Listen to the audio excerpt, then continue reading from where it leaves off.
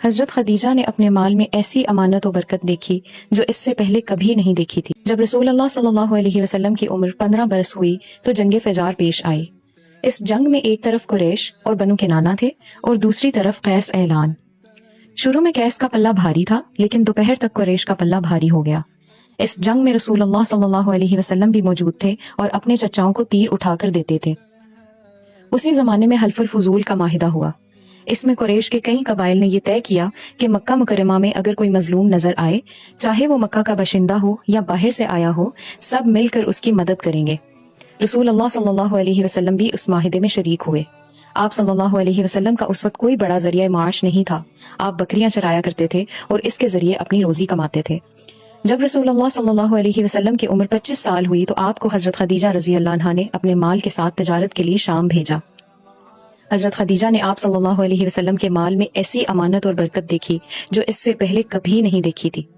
اس وقت حضرت خدیجہ رضی اللہ عنہا نے اپنی سہیلی نفیسہ بنت منبع کو آپ صلی اللہ علیہ وسلم کے پاس بھیجا۔ نفیسہ نے آپ صلی اللہ علیہ وسلم سے بات کی اور آپ صلی اللہ علیہ وسلم نے اس پر رضامندی ظاہر کی۔ پھر آپ صلی اللہ علیہ وسلم نے اپنے چچاؤں سے ذکر کیا۔ آپ کے چچا حضرت خدیجہ کے گھر والوں کے پاس گئے اور نکاح کا پیغام دیا۔ یہ نکاح بخوشی طے پایا۔ آپ صلی اللہ علیہ وسلم نے حضرت خدیجہ کو مہر میں 20 اونٹ دیے۔ اس وقت حضرت خدیجہ رضی اللہ عنہا کی عمر 40 سال تھی اور وہ اپنی قوم کے سب سے معزز اور افضل خاتون تھیں۔ یہی پہلی خاتون تھی جن سے رسول اللہ صلی اللہ علیہ وسلم نے نکاح فرمایا، اور ان کی وفات تک آپ صلی اللہ علیہ وسلم نے کسی دوسری خاتون سے نکاح نہیں کیا۔ آپ صلی اللہ علیہ وسلم کی عمر 35 سال تھی کہ قریش نے نئے سرے سے خانہ کعبہ کی تعمیر شروع کی۔ تعمیر کے لیے ہر قبیلے کا حصہ مقرر تھا اور ہر قبیلے نے الگ الگ پتھر کے ڈھیر لگا رکھے تھے۔ جب دیوار ایک حد تک بلند ہو چکی تھی تو یہ جھگڑا کھڑا ہوا کہ حجر اسود کو اس کی جگہ رکھنے کا شرف کسے حاصل ہوگا۔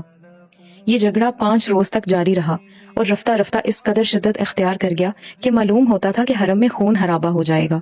لیکن ابو امیہ مخزومی نے یہ کہہ کر فیصلے کی ایک صورت پیدا کر دی کہ مسجد حرام کے دروازے سے اگلے دن جو سب سے پہلے داخل ہو اس سے اپنے جھگڑے کا فیصلہ کرا لے۔ لوگوں نے یہ تجویز منظور کر لی۔ اگلے دن سب سے پہلے رسول اللہ صلی اللہ علیہ وسلم داخل ہوئے۔ لوگوں نے آپ کو دیکھا تو چیخ پڑے کہ یہ امین ہیں، یہ محمد ہیں، ہم ان سے راضی ہیں۔ جب آپ ان کے قریب پہنچے اور انہوں نے آپ کو معاملے کی تفصیل بتائی تو آپ نے ایک چادر منگوائی، اس کے بیچ میں حجر اسود رکھا اور تمام متنازع قبائل کے سرداروں سے کہا کہ آپ سب مل کر چادر کا کنارہ پکڑ کر اوپر اٹھائیں۔ انہوں نے ایسا کیا۔ جب حجر اسود اپنی جگہ کے برابر آ گیا تو آپ نے اسے اپنی جگہ پر رکھ دیا۔ بہت عقلمندانہ فیصلہ تھا جس پر ساری قوم راضی ہو گئی۔ آپ صلی اللہ علیہ وسلم کا وجود ان تمام خوبیوں اور کمالات کا مجموعہ تھا جو متفرق طور پر لوگوں کے مختلف طبقات میں پائے جاتے تھے۔ آپ کو شروع سے ہی ان باطل معبودوں سے اتنی نفرت تھی کہ ان سے بڑھ کر آپ کی نظر میں کوئی چیز مکروہ نہ تھی۔ اس میں کوئی شک نہیں کہ قدرت نے آپ پر حفاظت کا سایہ ڈال رکھا تھا۔ آپ اپنی قوم میں اشرف کردار، اخلاق اور کریمانہ عادات کے لحاظ سے ممتاز تھے۔ آپ سب سے زیادہ باوقار، سب سے زیادہ خوش اخلاق، سب سے زیادہ معزز، سب سے بڑھ کر دور اندیش اور سب سے بڑھ کر راست گو، نرم مزاج، نفیس، خیر میں سب سے زیادہ کریم، سب سے نیک عمل، سب سے بڑھ کر وفادار اور سب سے بڑھ کر امانت دار تھے۔ اسی لیے آپ صلی اللہ علیہ وسلم کی قوم نے آپ کو امین کا لقب تک دے دیا تھا۔